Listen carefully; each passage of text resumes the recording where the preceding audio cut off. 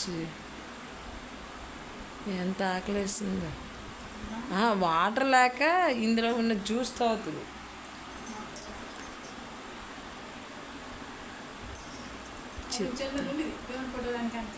వాళ్ళ అమ్మ వచ్చేమో తెల్లగా ఉండేది.